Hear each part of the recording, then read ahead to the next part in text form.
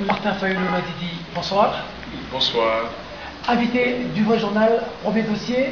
Demain, le grand jour. Pour les uns, à l'ouverture du dialogue, les travaux préparatoires du dialogue. Pour les autres, c'est la ville morte.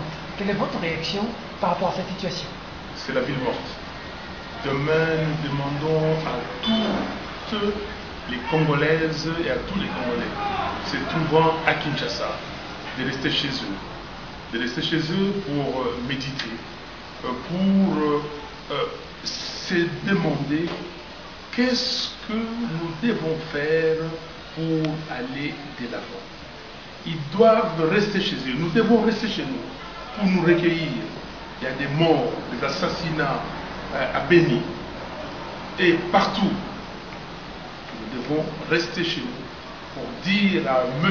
Kodjo que ce n'est pas lui qui va permettre à Kabila de s'aborder la constitution congolaise. Ce n'est pas lui qui va permettre à Kabila de glisser. Donc, nous devons envoyer un signal très fort à M. Kodjo et à M. Kabila. Donc, demain, le mot d'ordre, c'est que nous devons rester tous chez nous. Journée ville morte à Kinshasa. Je martèle, ville morte à Kinshasa. Et je dois dire aux torpilleurs, à ceux qui envoient des messages partout pour dire que ce n'est pas une journée ville morte. Il semble que ça a été décalé à vendredi, un communiqué de la dynamique, est-ce vrai? Non, c'est totalement faux. C'est pour ça que je suis ici, pour vous dire que demain, c'est une journée ville morte. Ça a été, le communiqué a été signé par le président Tshisekedi, le président du Conseil des sages et du Rassemblement des forces politiques et sociales. Donc, on n'a pas changé et ça sera ainsi. Et là, il y a encore des manifestations qui vont venir jusqu'au 19-20 septembre, donc dans quelques jours. Mais pour aboutir à quoi, pendant que l'Union européenne est avec Kodjo ce matin, ils réitèrent leur confiance à Kodjo? Mais n'importe qui peut réitérer sa confiance à Kodjo. Kodjo pour quoi faire? Et nous réitérons notre récusation. Et nous avons dit que la récusation de Kodjo est irrévocable. Personne ne nous changera d'avis. Si l'Union européenne pense que c'est M. Kodjo qui connaît mieux le dossier congolais et qu'il est le seul, nous rappelons à l'Union européenne que M. Kodjo, tous les dossiers qu'il a traités dans sa vie depuis l'Union africaine, étaient des dossiers maltraités. Nous rappelons à l'Union européenne que M. Kodjo, vous le savez, que M. Kodjo était ministre des Affaires étrangères au Togo. Vous savez que M. Kodjo était Premier ministre au Togo. Vous savez que M. Kodjo était opposant à Eyadema. Et vous le savez. Et vous savez que c'est M. Kodjo qui a vendu l'opposition togolaise. C'est M. Kodjo qui a désarticulé cette opposition. Et c'est ce qu'il est en train de faire ici. Il prend une partie des membres de la dynamique pour s'entretenir. Il fait des missions, il fait faire des missions spéciales à certains membres de la dynamique au Togo pour désarticuler la dynamique. Il a fait faire des missions à certains membres de la dynamique? Mais bien sûr, est-ce que vous pensez que ça c'est normal? Vous pensez que c'est un facilitateur ou quelqu'un qui est en train de compliquer l'affaire? Il a fait faire des missions à qui? Il le sait, M. Kodjo, et ceux qui ont fait des missions, ceux qui sont partis au Togo récemment, les savent. Donc, la population peut savoir, vous faites allusion à qui? S'il vous plaît, la population sait très bien, et ce n'est pas à moi de dire le nom ici. Ici, je suis là pour vous dire que demain, mardi 23 août, sur toute l'étendue de la capitale congolaise, donc la ville de Kinshasa, nous demandons, nous, membres du rassemblement, nous de l'opposition, nous demandons au peuple congolais d'observer une journée ville morte. Il y a beaucoup de conditions, notamment la libération de prisonniers politiques, la réouverture de certains médias. Pourquoi vous campez toujours à votre position de faire des concessions? On a libéré combien de personnes? 24, vous voulez dire? Ok. Votre compagnon d'église Christopher Ngoï fait partie. Tout à fait. Christopher Ngoï n'a jamais rien fait. Christopher Ngoï doit être relâché purement et simplement comme les jeunes gens de la lucha et ils doivent être relâchés. Mais vous me dites que on a relâché 24 personnes. Vous avez bien regardé que sur cette liste-là, effectivement, il y avait que Christopher Ngoï, Jean-Marie Kalonji, Yves Makwambala et Fred Baouma qui étaient encore en prison. Mais est-ce que vous mesurez la gravité de l'affaire? Vous trompez les gens que vous avez relâché 24 personnes. Or, vous mettez sur la liste des gens qui ont déjà été relâchés. Et ça, sous d'autres cieux, vous savez ce que ça veut dire? La CAGE demande la révocation du ministre de la Justice. Ça, c'est la CAGE qui demande au chef de l'État. Mais la CAGE demande ça, c'est la CAGE. Mais le ministre, s'il est digne, s'il se respecte, si quand il va se mirer, il se dit que je m'appelle Tartampion, Kingandu Songolo, s'il est vraiment lui, et il s'aime, ou il a du respect pour sa personne, ou une fierté, il devait démissionner. Ce n'est pas la CAGE de faire. La CAGE fait son travail. Mais lui n'a pas fait le travail évidemment, il doit purement et simplement démissionner. C'est pour ça que j'ai dit sous d'autres cieux, ça s'appelle démission. On démissionne proprement, on a failli. Parce que quand on vous donne une liste, vous devez vérifier, contre-vérifier. Vous avez des équipes. Vous avez l'administration des prisons. Vous avez, comment dire, toute une équipe. Vous avez les moyens de l'État pour savoir ce qui s'est passé.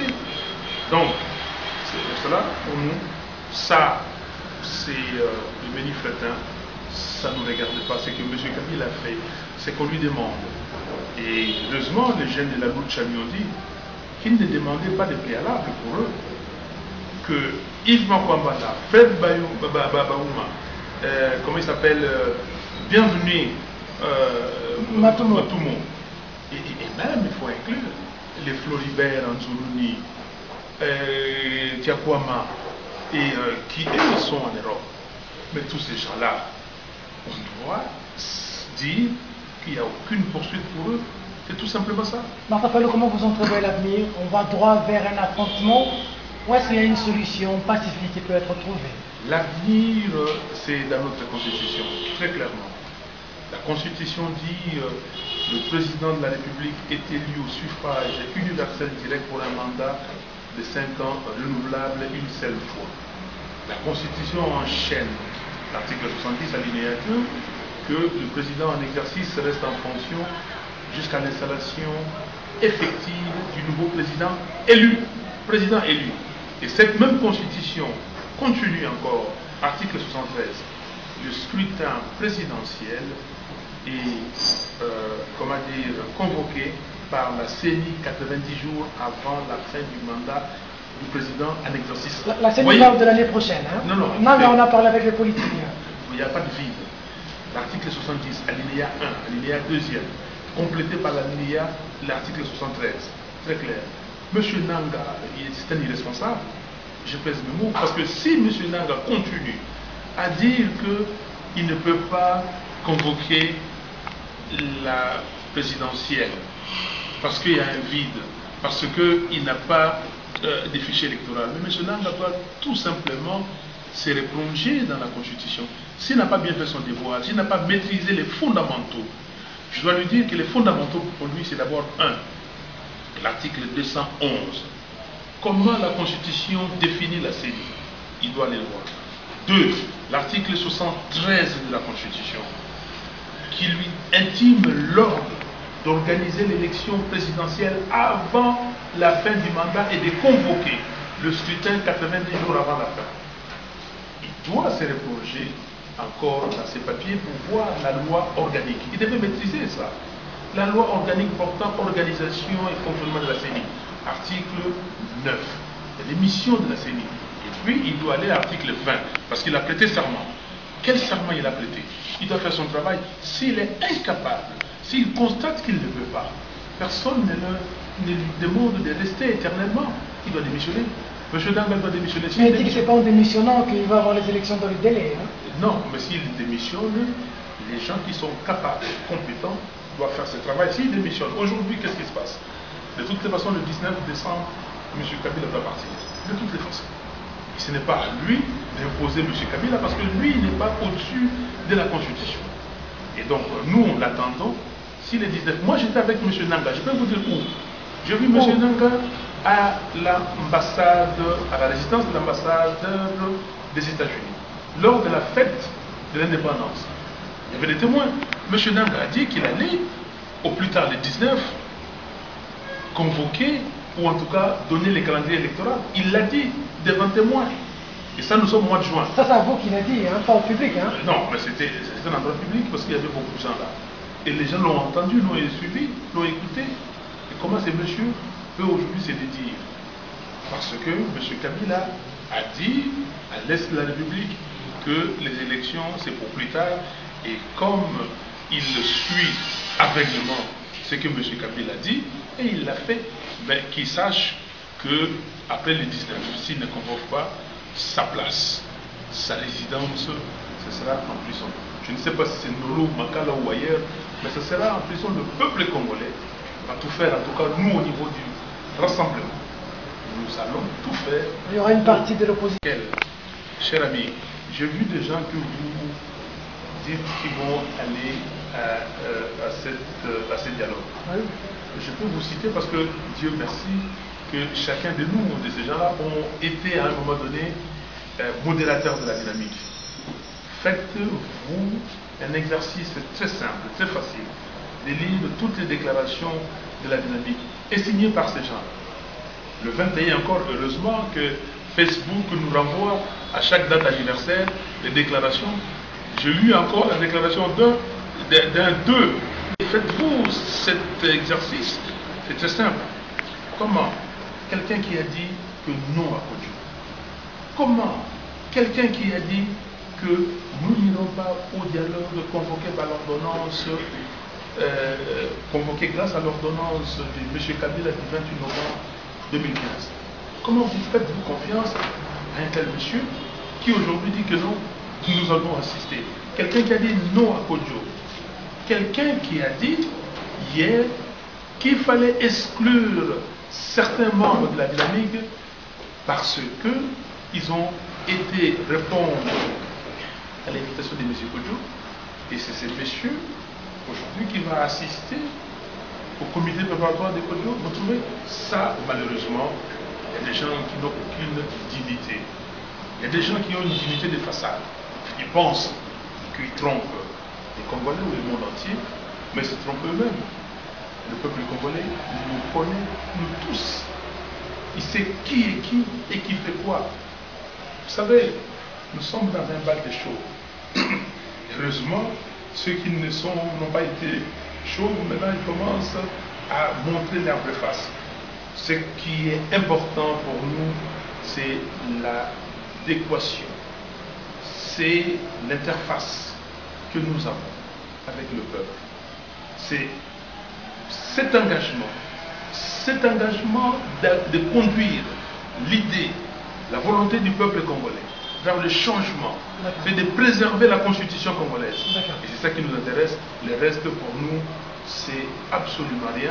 Et les gens, s'ils croient qu'ils vont continuer à mener grand train, un train de vie qui est hors de leur portée, parce qu'ils doivent continuer à aller acheter ces trains de vie chez M. Kabila, ils se trompent.